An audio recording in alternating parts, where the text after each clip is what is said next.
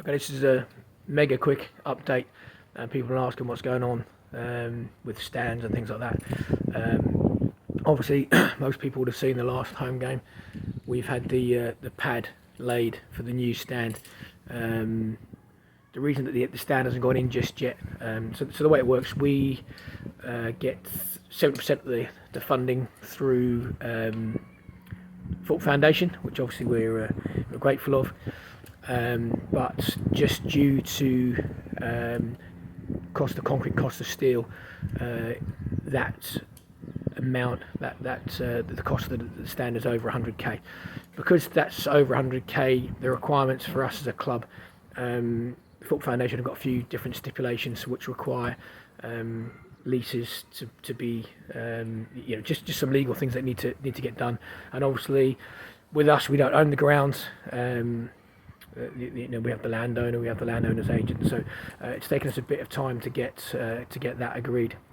Obviously, as people are aware, if you don't meet your ground grading, the penalty is to be relegated. So we had no other choice really than to do a plan B, which was to add another 100 seats to the 150 stand. So we do have 250 seats under one stand, which is a requirement for the ground grading to make sure that A, we can meet the playoffs, and B, that we wouldn't get relegated out of this league.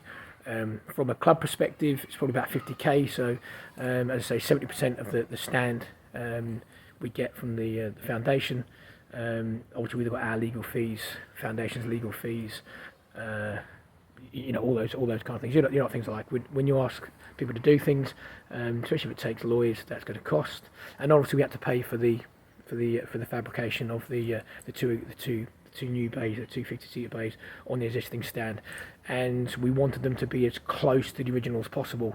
It would have looked terrible. I mean, this is an old stand, so there are areas where you've got restricted views because of uprights and things like that, but it is an old stand, so if we're going to try and make it look as as natural as possible, we wanted to try and keep the framework as close to the original as we could. So hence why you've got the same number of uprights and things like that. I think it just looked tacky if we'd have just put on, even if it had been looking more modern at one end. I still think it would have just made the stand look a little bit out of kilter. So we've wherever possible, we try to make it mirror the existing stand. So that's the update.